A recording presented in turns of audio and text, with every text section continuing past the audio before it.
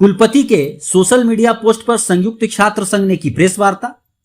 Press वार्ता में कुलपति के आरोपों को बताया बेबुनियाद।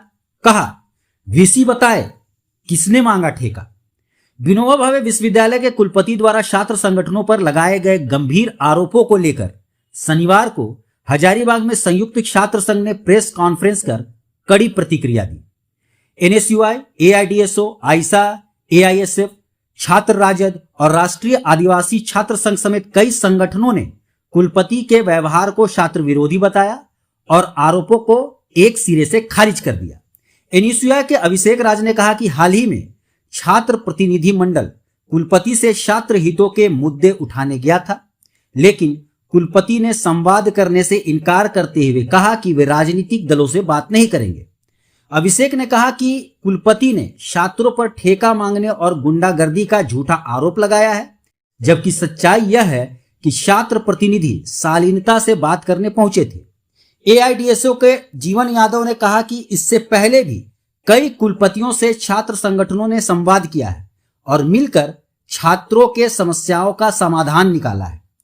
छात्र नेता रविंद्र पासवान ने आरोप लगाया कि कुलपति स्वयं राजनीतिक मानसिकता से ग्रसित है, जिनकी तस्वीरें और भाषण इसकी पुष्टि करते हैं।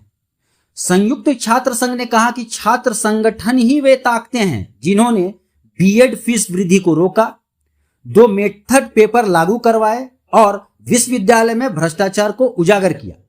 अगर कुलपति के पास कोई सबूत है कि किसी छात्र नेता ने ठेका मांगा है तो वह लिखित में नाम दे और उसको उजागर करे। छात्र नेताओं ने चेतावनी दी कि छात्र संगठनों को दबाने की कोशिश विश्वविद्यालय को दिशा विहीन कर देगी। अब देखना है कि छात्र संघों के जवाब में कुलपति अपना पक्ष रखेंगे या साइलेंट मोड में चले जाएंगे। ये स्थिति इसलिए आई क्योंकि इसके पूर्व भी हम लोगों ने 2 बार कुलपति महोदय से मिला।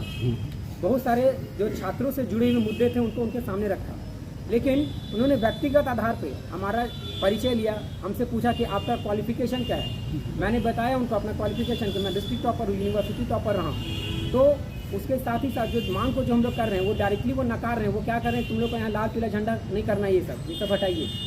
ये पहला बार जब सेकेंड टाइम जो मिलने गए हम, तो ये इस तरह से कुलपति महोदय को ये कतई इस तरह का भाषा का प्रयोग करना नहीं चाहिए था। और हम लोग तो ऐसा थोड़ी कि व्यक्तिगत अपना कुछ काम से गए थे, जितने भी मांगे थी वो सभी छात्रों और शिक्षा से और कैंपस से जुड़ा हुआ सवाल था। जब इन सवालों को तरजीह नहीं दी गई, जब उल्टे हमारे ऊपर ही हमको हमारे बातों को अलग अलग तरीके से प्रेजेंट किया गया, तो ये गुस्सा ऑटोमेटिक निकला। क्योंकि आप कुलपति के पद पे हैं और जहाँ पे समस्याओं का समाधान होना चाहिए था वहाँ पे आप सीधे सीधे हम लोग को नकार दे रहे हैं। और हम लोग जान रहे हैं कि पिछले 8 सालों से छात्र संघ का चुनाव नहीं हुआ है, जिसके नाम पे स्टूडेंट से एडमिशन के टाइम में फ़ी वसूला जाता है। इस दरमियान जो छात्रों का जो समस्या आया उसका समाधान कौन किया? आप लोग को पता हो कि 2015 के बाद जेनरिक पेपर का ये मामला कौन सामने लाया? यूनिवर्सिटी का गलती था, उसको सामने लाया छात्र संगठन। ये बीएड मेथड पेपर 2015 तक 1 साल का बीएड होता था, उसके बाद 2 साल का बीएड हुआ। यूनिवर्सिटी के जो बुद्धिजीवी वर्ग के जो लोग हैं उन्होंने करिकुलम में 2 मेथड को जोड़ा ही नहीं। ये जो समस्या आई इसको यूनिवर्सिटी सामने कौन लाया? छात्र संगठनों ने लाया।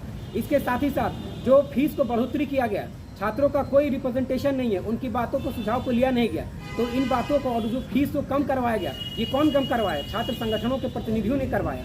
इसके साथ ही साथ आप देखे होंगे कि सेंट कोलंबस कॉलेज में बीएड का जो डिपार्टमेंट अभी नया बिल्डिंग 2022 में हैंडओवर हुआ, वो 8 साल से बना हुआ था, जर्जर हो रहा था, लेकिन उसको कोई यूनिवर्सिटी प्रशासन ने छात्रों को नहीं दिया। वो बर्बाद हो रहा था छात्रों का पैसा।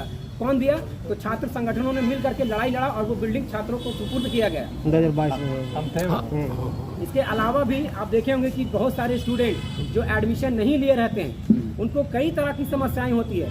वो नामांकन लेने से लेकर के एग्जाम फॉर्म भरने से लेकर के डिग्री निकालने से लेकर के सेशन लेट हो रहा है से लेकर के तमाम छोटी छोटी ऐसे अनगिनत समस्याएं हैं जो छात्र इंडिविजुअली तौर पर प्रशासन के सामने नहीं रख सकते हैं। और ये कहा जाए कि दुर्भाग्य बोलिए या फिर कुछ और भी नाम दे सकते हैं, हमारे यहाँ के छात्र उस तरह से मुखर रूप से अपनी बातों को नहीं रख पाते हैं, उनकी संख्या बहुत कम है। और जो रख पाते हैं उनको भी प्रशासन की तरफ से इंटरनल मार्क्स या अलग अलग तरीके से प्रताड़ित किया जाता है। तो जब यूनिवर्सिटी प्रशासन और कैंपस के लोग ही छात्रों की बातों को दबाने का प्रयास करेगा तो छात्रों की बात कौन करेगा? यहाँ पे आप देख रहे हैं ये अखबार है, कुलपति महोदय ने कहा है कि अखबार के लोग भी हमसे आकर के पूछे कि क्या है, क्या अपनी बातों को उसके बाद वो प्रिंट करें। तो ये जो छात्र संगठनों ने कैंपस में जो सवाल उठाया, ये सवाल के साथ साथ अखबार वालों ने भी ये जानकारी दिया, तब ये लड़ा कौन? तो अखबार ने उसको उजागर किया और उसको लड़ने का काम किया छात्र संगठन ने। तो छात्र संगठन केवल ठेका लेने का जो आरोप लगा रहे हैं वो सरासर गलत है। अगर यही बात है तो आप स्पष्ट कीजिए कि कौन संगठन है, कौन है आपके व्यक्तिगत रूप से कौन आपके पास आकर किस तरह का डिमांड कर रहा है। और ये छात्र संगठन लगातार आज नहीं 2018 के बाद से जब स्टूडेंट इलेक्शन नहीं हुआ है, प्रखर रूप से ईमानदारी से अपने दायित्व को निर्वहन कर रहा है। इसीलिए क्योंकि हम एक छात्र हैं, ये बिरसा मुंडा और विनोबा भावे की धरती है जो हम लोग को सीख देती है कि एक सही नीति नैतिकता और मूल्य बोध के साथ साथ अपना कर्तव्य वहन करना, क्योंकि हम छात्र हैं और छात्र का कर्तव्य होता है कि गलत के खिलाफ आवाज उठाना और सही का समर्थन करना। अपना मंतव्य रखें जो घटनाक्रम चल रहा है, क्योंकि वो टारगेट किसी एक छात्र संगठन को नहीं कर रहे हैं, वो टारगेट सारे छात्र संगठन को कर रहे हैं। भले वो हम लोग उस दिन गए थे उस बात को लेकर बोले, लेकिन वो शुरू दिन से स्टार्टिंग से ही वो टारगेट कर रहे हैं कि ठेका मांगने आता है, ठेका मांगने आता है। उन्होंने तो अभी तक कोई ठेका निकाला ही नहीं, कोई टेंडर निकाला ही नहीं, तो मांग कौन लिया? तो सारे छात्र संगठन को एकजुट होना चाहिए और इस लड़ाई को लड़ना चाहिए अपने स्वाभिमान के लिए, अपने हित के लिए, छात्रों के हित के लिए।